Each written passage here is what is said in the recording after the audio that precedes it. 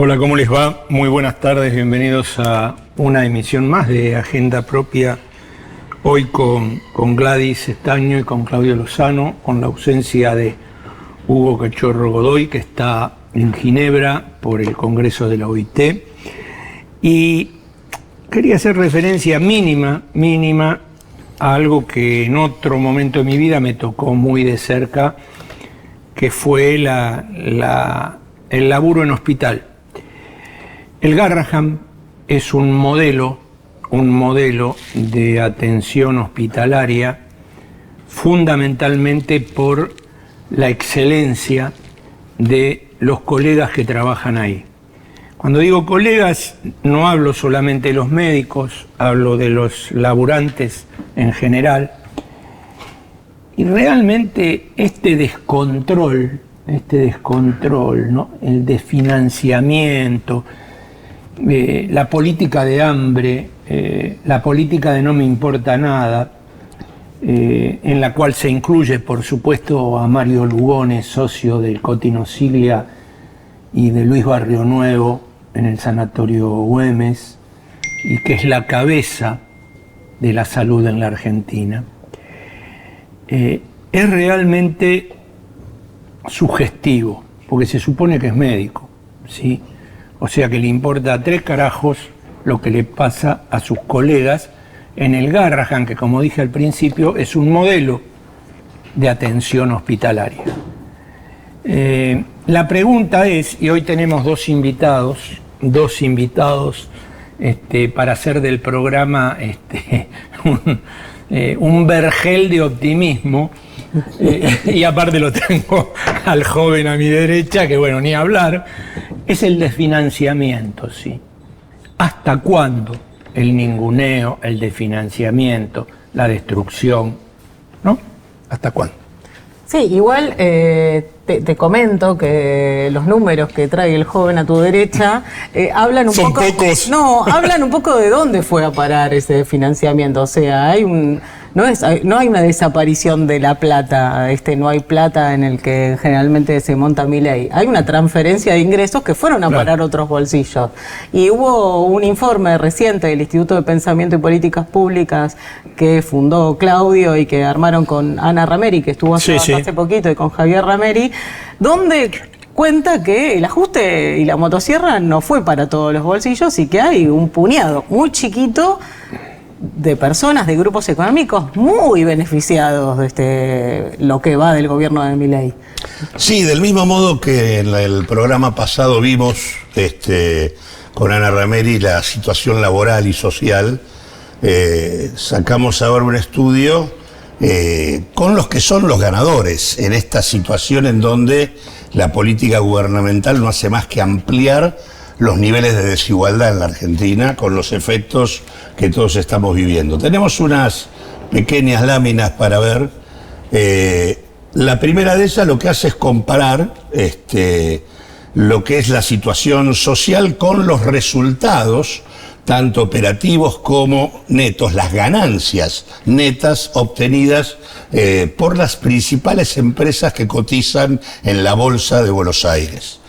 Y el cuadro nos muestra que mientras tenemos un ingreso promedio de quienes están ocupados, que está en el orden de los 800.000 pesos, mientras la canasta de pobreza está en 1.100.000, o sea que en realidad los que laburan en promedio tienen el 70% de la canasta, y el 60% de quienes trabajan están por debajo de esos niveles. O sea, la mayor parte de los trabajadores ganan menos que esto.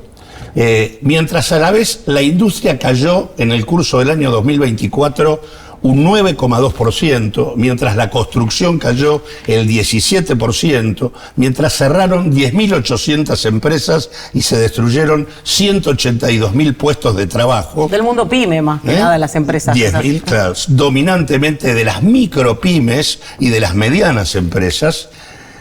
Las empresas que cotizan en bolsa tienen un incremento de su rentabilidad operativa del 141,6% y de su rentabilidad neta del 332%. La diferencia entre las ganancias operativas y las netas es que lo que realizan con su operación específica, luego lo juegan en la timba financiera y multiplican las ganancias que obtienen. Por eso hay un aumento en la ganancia operativa del 140% y después multiplican por arriba del 300% las ganancias netas. Perdón, no, en el informe que yo leí exhaustivamente, ustedes separaban en 4, si no recuerdo más, grandes grupos, ¿no? Las empresas. En realidad, la segunda lámina que tenemos para ver nos muestra los sectores. Los sectores más rentables, porque digo, cuando uno dice aumentan las ganancias netas más de 300%, pero eso es un promedio. Resulta que en el sector minero, estamos en aumento de las ganancias del 1.487%, en alimentos y bebidas, aumentos del 796%, en energía, aumentos del 600%, en telecomunicaciones del casi el 500%, en el sector de laboratorios y farmacia el 318%. Si vamos a la lámina número 3, las empresas más rentables, uno encuentra ya Loma Negra, por ejemplo, 1.487% de incremento en sus ganancias netas. Perdón, pero está parada la obra. Loma Negra no es la principal cementera del país. Exactamente. ¿Cómo hizo para ganar periodo tanto? de que ganó Es el aumento en el 2024. ¿Y cómo ganó tanto? Por Dios. Bueno, por eso digo, sus ganancias operativas las transforman luego en base de acumulación en el circuito financiero. Timba. En el carry trade que siempre, o en la bicicleta que siempre señalamos, aumentan sus ganancias. Pero es interesante ver, por ejemplo, el caso de Tecpetrol, que está en esta lámina. Tecpetrol es del grupo Techin. Techin conduce YPF, ¿no? En esta misma lámina se observa que YPF tuvo un aumento de las ganancias del 238%, pero Techin, a través de Tecpetrol, en el mismo sector que YPF, tiene un aumento del 1026%. O sea que se ve que presidir YPF le permite al grupo Techin multiplicar sus ganancias muy por encima de lo que tiene la petrolera estatal. O por ejemplo el grupo Mastelone, que es el gran productor lácteo de la Argentina, en un contexto donde el consumo de leche cayó un 17-18% en el año. Mastelone muestra un incremento del 513% de sus ganancias netas, ¿no? Por supuesto también tiene unas ganancias del 230% Mirgor, de la familia Caputo, digo, y así sucesivamente, digo, como para que quede claro que la ampliación de la desigualdad es lo que reina y es el resultado concreto de las políticas que se llevan adelante acá. Perdón, y mencionaste alimenticias en un contexto de caída del consumo vertiginoso, sobre todo en alimentos, de aumento de los precios de los alimentos que vuelve inaccesible para una gran parte de la población los insumos de la canasta básica, de aumento de ganancias de una cementera cuando cae la obra pública. Claramente, como los grupos económicos se desprendieron sus ganancias de su productividad. Tienen un conjunto de posibilidades que les permiten independizarse de la evolución que la actividad económica tiene. Por eso mencionamos caída de los ingresos, caída de la industria, caída de la construcción, cierre de pequeñas empresas, destrucción de puestos de trabajo e incremento de ganancias netas de estos sectores, que en la cuarta lámina nos muestra que estas empresas, el panel que nosotros seguimos en la bolsa, son 31 empresas que son las que tienen la mayor parte de la facturación, pertenecen a 22 grupos económicos, a 8 empresas multinacionales y a una asociación entre 2 empresas, una extranjera y una local, una es Techin y otra es Ernequian.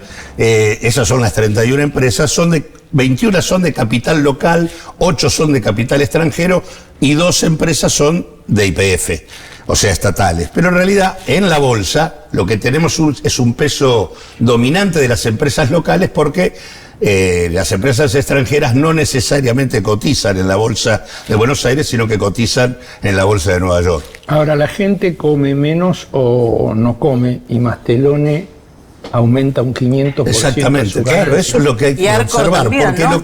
lo que ellos combinan es el manejo oligopólico del mercado, la capacidad de fijar precios que les permiten, aunque sea una mínima rentabilidad, y con eso que absorben como liquidez, juegan luego en el circuito financiero. Entonces, incluso Mastelone puede tener incluso una ganancia, una pérdida operativa, que transforma luego en ganancia por la vía financiera. O sea, pueden aguantar este tipo de situaciones de deterioro del mercado interno por poder recurrir a otros mecanismos. Lo interesante es observar que estas empresas tienen del otro lado, y vamos a la otra lámina, tienen que ver con quiénes son sus accionistas y propietarios, que son los principales multimillonarios de la Argentina. Y en esta lámina tenemos Bulgeroni, Pérez Compán, Paolo Roca, Ernequian, Madanes, Brito, CLX, Pagani. Los apellidos de siempre. Siempre lo mismo. Estos señores tienen una fortuna, de acuerdo a la revista Forbes, de 32.200 millones de dólares. Estos 15, tenemos 50 multimillonarios importantes, solamente de estas 31 empresas estamos hablando de 15 propietarios. Si vamos a la otra lámina, en donde de estos 15 hay 10 que tenemos datos de sus fortunas en el 2020, ¿no? Y la fortuna hoy. En el 2020, estas 10 fortunas tenían 15.920 millones de dólares de fortuna acumulada. En el 2024 tienen 23.550 millones de dólares. Han tenido un incremento en estos 4 años, 2020, 2024, no son años que nos haya ido bien a los argentinos, un incremento de casi del 50%, 48% incrementaron sus fortunas en el curso de esos 4 años. Obviamente, si sumamos las 50 fortunas, pasaron de 48.000 millones en el 2020, 46.500 millones de dólares en el 2020, a 78.000 millones de dólares. Son los 50 multimillonarios más importantes de la Argentina, un crecimiento del 68% de su fortuna mientras el país se desmorona. Perdón, no es que hagan negocios afuera, no es que desprendieron sus destinos del destino del país porque también, hacen negocios buena afuera. parte de la guita afuera es de ellos. Claro, pero la mayor parte construida. Los dólares del colchón, claro, no la tienen. El colchón externo, sí, el colchón claro. lo tienen afuera. Pero obtenido acá. Obtenido acá, por Claro. supuesto, a expensas nuestras. Así que algunas cosas que hacer para hacer el Estado más eficiente, como dice Cristina, más eficiente es disciplinar a estas clases dominantes para que tengan la necesidad de comportarse en términos de un proceso de integración social. O sea, el Estado tiene que poder cobrarle impuestos, tiene que poder evitar que se lleven la guita como se la llevan, tiene que establecer un funcionamiento económico y social de otra naturaleza. Si no se puede disciplinar a las clases dominantes, no hay posibilidad de construir un país diferente. A mí, desde muy chiquito, mi viejo anarquista me dijo que los Reyes Magos no existían. Los Reyes Magos no existen, nadie va a regalarte nada. Claro. Depende de la sociedad argentina. Menos estos ellos. tipos. Exactamente. Vamos, no existen los Reyes Magos. ¿Usted cree en los Reyes Magos? No. Me voy a reservar la opinión. Bien, vamos a una tanda y a la vuelta la primera invitada de Agenda Propia.